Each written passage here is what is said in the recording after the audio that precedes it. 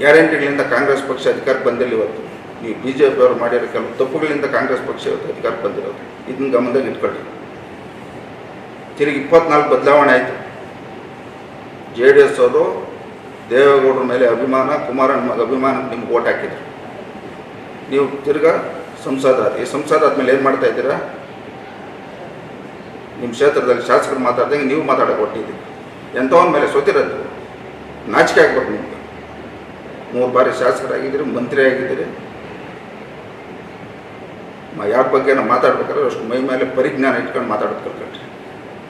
ಇಲ್ಲ ಬರ್ರಿ ಜಿಲ್ಲಾಧಿಕಾರಿ ಕಚೇರಿಗೆ ಬರ್ತೀನಿ, ನಾನು ದಾಖಲೆಗಳ ಸಮೇತ ಬರ್ತೀನಿ. HN ವ್ಯಾಲ್ಯೂನ ಎಷ್ಟು ಲೂಟಿ ಮಾಡಿದ್ಯಾ? ನಂದಿ ಮೆಡಿಕಲಲ್ಲಿ ಎಷ್ಟು ಲೂಟಿ ಮಾಡಿದ್ಯಾ?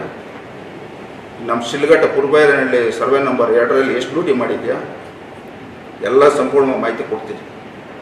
ಇವತ್ತು ನಾರ್ತ್ ಯೂನಿವರ್ಸಿಟಿ ಹತ್ರ ಎಷ್ಟು ದುಡ್ಡು ತಗೊಂಡಿದ್ಯಾ ಎಲ್ಲ ಹೇಳ್ತೀರಿ. ಬರ್ರಿ, ನಮ್ಗೆ ಹೇಳ್ತೀರಿ ನೀವು ದೊಂಗಲು ಸಂಚವಾದ್ರೆ ಯಾರ ಹತ್ರ 10 ಪೈಸೆ ನಾನು ಕೈ ಚಾಚಿದ್ರೆ ಈ ಸೆಕೆಂಡಲ್ಲಿ ನಾನು ರಾಜೀನಾಮೆ ಕೊಡ್ತೀನಿ. ದೇವಸ್ಥಾನಗಳ ಹತ್ರ ಇನ್ನೊಂದು ಪ್ರಮಾಣ ಮಾಡೋಲ್ಲ, ನೇರವಾಗಿ ಸವಾಲಾಗ್ತಾ ಇದ್ದೀನಿ. ಇವತ್ತು ನೀನು ಎಲ್ಲೇನು ಜಮೀನು ಮಾಡಿದ್ಯಾ? ದೊಡ್ಡಬಳ್ಳಾಪುರ ತಾಲೂಕಲ್ಲಿ ಎಷ್ಟು ಮಾಡಿದ್ಯಾ? ಬೆಂಗಳೂರಲ್ಲಿ ಎಷ್ಟು ಮಾಡಿದ್ಯಾ? ಚಿಕ್ಕಬಳ್ಳಾಪುರದಲ್ಲಿ ಎಷ್ಟು ಮಾಡಿದ್ಯಾ? ಎಲ್ಲ ನಮ್ಮ ಮಾಹಿತಿ ಐತೆ. ಎಲ್ಲಿಂದ ಬಂದು ನಿನಗೆ ಸತ್ಯರೇಶ್ ಅಂದ್ರೆ ಮಾತಾಡ್ತೀನಿ ನೀನು. ನಾವಿದು ಎಂದಾನ ನಿಮ್ಮ ಬಗ್ಗೆ ಮಾತಾಡ್ತೀನಿ. ನಾವು ನಮ್ಮ ಕ್ಷೇತ್ರದವರು ಸ್ವಾಭಿಮಾನ ಮತದಾರರು, JDS ಪಕ್ಷದ ನಿಷ್ಠಾವಂತ ನನಗೆ ಅಧಿಕಾರ ಕೊಟ್ಟಿದೆ. ಅವ್ರು ಯಾರಿಗೂ ನನ್ನ ನೋವಾಗಂಗೆ ನಾನು ಆಡಳಿತ ಮಾಡೋದು. ನಾವು ಹಿಂದಿನಿಂದ ಭೂಮಿ ನಂಬಿದ್ದೀರಿ, ವ್ಯವಸಾಯ ಮಾಡ್ತಾಯಿದ್ದೀರಿ, ವ್ಯವಹಾರ ಮಾಡ್ತಾಯಿದ್ದೀರಿ. ದೇವೇಗೌಡರ ಮೇಲೆ ಅಭಿಮಾನ ನಾನು ರಾಜಕಾರಣ ಮಾಡ್ತಾಯಿದ್ದೀನಿ. ಲೂಟಿ ಮಾಡೋಕ್ಕೆ ನಾನು ರಾಜಕಾರಣ ಮಾಡ್ತಾಯಿದ್ದೆ. ಉಸ್ತುವಾರಿ ಸಚಿವರು ಸಹ ಏನೇನು ಮಾಡಿದ್ದಾರೆ ಅಂತ ನಿಮಗೂ ಗೊತ್ತೈತೆ. ನೀವೇನು ಮಾಡಿದ್ದೀರಿ 3 ವರ್ಷ ಹೇಳ್ರಿ. ಈ ಜಿಲ್ಲೆಗೆ ನೀವೇನು ಮಾಡಿದ್ದೀರಿ 3 ವರ್ಷ? ನಮ್ಮ ಸಾಧನೆಯಲ್ಲಿ CH ಆಂಧ್ರವ್ರ ಹತ್ರ ಎಷ್ಟು ತಗೊಂಡಿದ್ದು ದುಡ್ಡು ನೀವು? ಇದುವರೆಗೂ ಅವ್ರಿಗೆ ಅಡ್ಮಿನಿಸ್ಟ್ರೇಷನ್ ಅಪ್ರೂವಲ್ ಕೊಟ್ಟಿದ್ದೀರಾ? 11 ಕೋಟಿ ಕೊಟ್ಟರೆ 11 ಕೋಟಿ ಪರ್ಸೆಂಟೇಜ್ ಕೊಡ್ತೀವಿ. ಎಷ್ಟೈತೆ ನೀವು ಮಾತಾಡಿ. ಒಬ್ಬ NDA ಸಂಸದರಾಗಿ NDA ಅಭ್ಯರ್ಥಿ ಬಗ್ಗೆ ವಿರುದ್ಧವಾಗಿ ಮಾತಾಡ್ತಾ ತಿಳ್ಕೊಂಡಿದ್ದೀರಾ? ನಾವೇನಾದ್ರು ತಪ್ಪು ಮಾಡಿದರೆ ಮಾತಾಡ್ರಿ, ಇಲ್ಲ ನಿಮ್ಮ ಬಗ್ಗೆ ನಾವೇನಾದ್ರು ಮಾತಾಡಿದ್ರೆ ನಾನು ಎಂಥವ್ರ ಮೇಲೆ ಸೋತಿದ್ದೀನಿ ಅಂತ ಸ್ವಲ್ಪ ಮೈ ಮೇಲೆ ಪರಿಜ್ಞಾನ ಇದ್ದು ಮಾತಾಡ್ರಿ. ಮೊನ್ನೆ ಈ ಸಂಸದ ಆಗಿರೋ ನಿನ್ನ ಮಕ್ಕ ನೋಡಿ ಯಾರು ಓಟ್ ಹಾಕಿಲ್ಲ. ಒಂದು ಕಡೆ ದೇವೇಗೌಡರ ಮಕ್ಕ, ಇನ್ನೊಂದು ಕಡೆ ಮೋದಿಯವ್ರ ಮಕ್ಕ ನೋಡಿ ನಿಮ್ಗೆ ಓಟ್ ಹಾಕಿರೋದು. ಇಲ್ಲಿ ಇಷ್ಟೆಲ್ಲ ಹೇಳ್ತಾ ಇದ್ದೀರಲ್ಲ, ಚಿಕ್ಕಬಳ್ಳಾಪುರ ವಿಧಾನಸಭಾ ಕ್ಷೇತ್ರ ನೆಕ್ಸ್ಟ್ B.Pharm ತಗೊಂಡ್ರೆ ನೀವು NDA ನೋಡೋಣ. ನೀವು ನಿಜವಾದ ರಾಜಕಾರಣಿ ಅಂತ ತಗೊಂಡ್ರೆ NDA ನೋಡೋಣ. ಎಷ್ಟು ಗುಂಪು ಮಾಡಿದ್ರಿ ಚಿಕ್ಕಬಳ್ಳಾಪುರದಲ್ಲಿ? ಎಷ್ಟಂತ ಯಾಮರಿಸ್ತೀರಿ ಜನಗಳಿಗೆ? ಅವರು ನಮ್ಮ MC ಸುಧಾಕರ್ ಅವರು ರಾಜಕಾರಣ ಮಾಡ್ತಾರೆ. ಅವ್ರ ನೋಡಿ ಕಲ್ತ್ಕೊಳ್ರಿ. ಇಲ್ಲ ಅವ್ರು ಕಾಲು ಕೆಳಗತ್ಕಿಂತ ದೂರ ಬುದ್ಧಿ ಬರ್ತದೆ ನಮ್ಗೆ.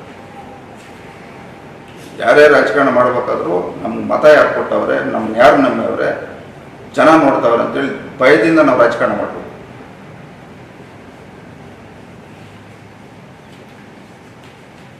ಎಷ್ಟು ಜನ ಮುಖಂಡರುಗಳು ಕಾರ್ಯಕರ್ತನ ನೀವು ಹಾಳು ಮಾಡಿರೋದು.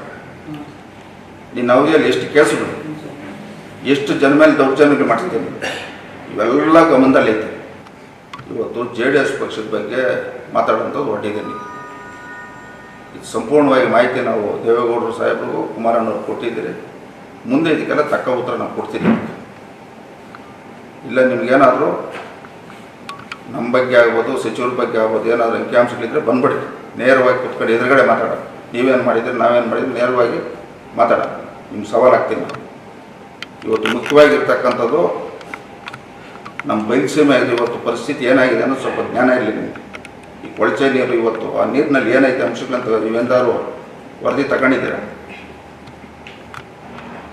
ನೈಟ್ರೋನಿಯಮ್ ಎಷ್ಟೈತೆ, ಅಮೋನಿಯಂ ಫಾಸ್ಫೇಟ್ ಎಷ್ಟೈತೆ?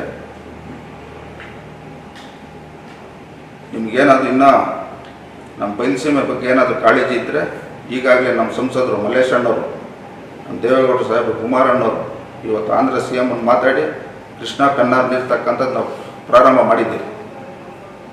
100% ದೇವೇಗೌಡರು ಕುಮಾರಣ್ಣ ಆಶೀರ್ವಾದದಿಂದ ಬಯಲುಸೀಮೆಗೆ ಕೃಷ್ಣಾ ಪೆನ್ನಾರ್ ನೀರು ತಕ್ಕಂಥದ್ದು ಪ್ರಾಮಾಣಿಕತೆಯಿಂದ ಇನ್ನೊಂದು 3-4 ವರ್ಷ ಒಳಗಡೆ ಮಾಡ್ತೀನಿ ಅಂತ ನಾನು ಈ ಸಂದರ್ಭದಲ್ಲಿ ಹೇಳ್ತೀನಿ. ಇಲ್ಲ ನಿಮ್ಗೆ ಹೇಳ್ತಾ ಇದ್ದರೆ ಹೋಗಿ ಮಾತಾಡಬೇಕು. ಜನಕ್ಕೆ ಒಳ್ಳೇದು ಮಾಡಬೇಕು, ರೈತರಿಗೆ ಒಳ್ಳೇದು ಮಾಡಬೇಕು. ರೈತರ ಬಗ್ಗೆ ನಾನು ಕೇಳ್ಕೊಡ್ಬೇಕು. ನಾವು ಪ್ರಾಣ ಹೋದ್ರೆ ರೈತರಿಗೆ ಮೋಸ ಮಾಡೋದು. ನಾನು ಒಬ್ಬ ರೈತನೇ. ಇವರು ಲೂಟಿ ಹೊಡೆದಿರೋದು, ಕೋವಿಡ್ ಹೆಣ್ಣುಗಳ ಮೇಲೆ ದುಡ್ಡು ಮಾಡಿರೋದು ಎಲ್ಲ ಗೊತ್ತಾಗಲಿ ನೋಡ್ತಾ ಇದ್ದೀನಿ ಮಾಧ್ಯಮದಲ್ಲಿ. ಇವತ್ತು ₹3 ಖರ್ಚಾಗ್ತಿರೋ ಡೆಡ್ ಬಾಡಿಗೆ 3 ಲಕ್ಷ ಬಿಲ್ ಮಾಡಿದ್ದಾರೆ. ಇವೆಲ್ಲ ಐತೆ ನಮ್ಮ ಹತ್ರ ಅಂಕಿಅಂಶ.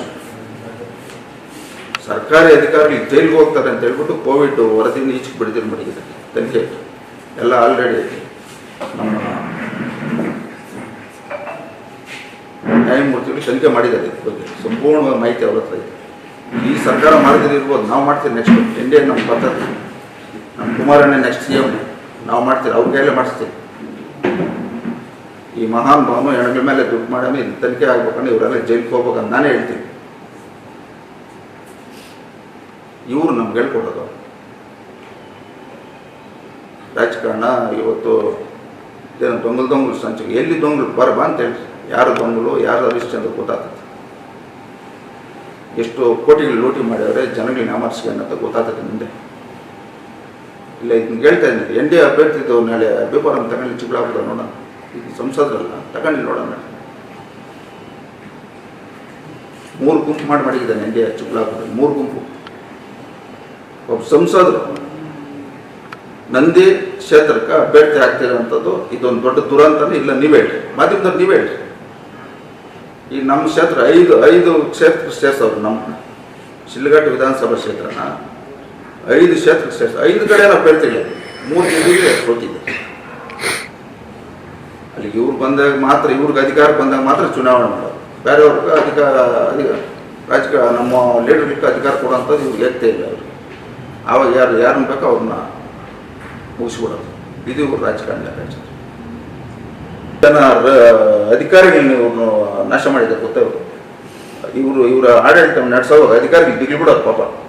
ಅವ್ರ ಕೈಯಲ್ಲಿ ತಪ್ಪು ಮಾಡಿಸ್ಬಿಟ್ಟವ್ರು. ಇವರು ಮಾಡಿರೋದನ್ನ ಇವತ್ತು ಈಚೆ ಇಟ್ಟುಬಿಟ್ರೆ ಆ ಅಧಿಕಾರಿಗಳೆಲ್ಲ ಜೈಲು ಕೊಟ್ಟರು. ಸರ್ ತಮಾಷೆ ಕೇಳ್ತಾರೆ. ಅಂಕಿಅಂಶ ಸಮೇತ ನಮ್ಮ ಹತ್ರ ಐತೆ. ಎಷ್ಟು ಜನ DC-ಗಳು KS ಆಫೀಸರ್ಸ್ ಇವರೆಲ್ಲ ಜೈಲು ಕೊಟ್ಟರು. ಅವ್ರ ಮಗ ನೋಡ್ಕೊಂಡು ಸಿದ್ದರಾಮಣ್ಣವರು ಇದನ್ನ ಪೆಂಡಿಂಗ್ ಮಾಡ್ಕೊಂಡು. ಇದು ವಾಸ್ತವಾಂಶ. ಈಗ ನಮ್ಮ ನಂದಿ ಮೆಡಿಕಲ್ ಕಾಲೇಜ್ ಮಾಡಿದ್ರಲ್ಲ, ಅದು ಅಷ್ಟೇ. ಈಗ ಗುತ್ತಿಗೆದಾರರು ಇವರು ಅದಕ್ಕೆ ಅಪ್ರೂವಲ್ ಕೊಟ್ಟವರು ಸೆಕ್ರೆಟರಿ ಇವರೆಲ್ಲ ಹೊಡೋದು. ಕ್ಯಾಬಿನೆಟ್ ಅಪ್ರೂವಲ್ ಇಲ್ದಿರ ಯಾರಾದರೂ ಟೆಂಡರ್ ಕರೀತಾರ? ಹೆಂಗೆ ಕರೆದ್ರು ಇವರು? 300 ಕೋಟಿ ಎಕ್ಸಸ್ಸು. ಈ ಮಹಾನ್ ಭಾವನ ಕುಮಾರಣ್ಣ ನಿಲ್ಸಕ್ಕೆ ಹೊರಟಂಥ ಮಹಾನ್ ಭಾವ. ಕುಮಾರಣ್ಣ ನಿಲ್ಸಿದ್ದು ಈ ಮಹಾನ್ ಭಾವ. ಇವತ್ತು ಕುಮಾರಣ್ಣ ಬಗ್ಗೆ ಮೊನ್ನೆ ದೇವೇಗೌಡರಿದ್ದರೆ ಇವರು ಸಂಸದ ಆಗ್ತಾರೆ, ಇವ್ರು ಬಿಫಾರಮ ಸಿಗ್ತಾರೆ. ಇದನ್ನ ಅವಕಾಶ ರಾಜಕಾರಣಿ ತಮಾಷೆ ಹೇಳ್ತಾರೆ. ನಾವೆಂದೂ ಅವ್ರ ಬಗ್ಗೆ ನಾನು ಮಾತಾಡಿದ್ದೆ. ಇವತ್ತು ನಮ್ಗೆ ಹೇಳಿದ್ರಲ್ಲ, ಕಳ್ರ ಸಂತಕ್ಕೆ ಹೋಗ್ಬೋದು, ದೊಂಗಲ್ ಸಂತಕ್ಕೆ ಹೋದ ಅವರು MLA ಡೈಲಾಗ್ ಇವ್ರು ಹೊಡೆಯಕ್ಕೆ ಹಿಡ್ದವ್ರಿಗೆ. ನಾನು ಎಂಥವನ್ನ ಮಗ್ಸ್ಕೊತಿದ್ದೀನಿ.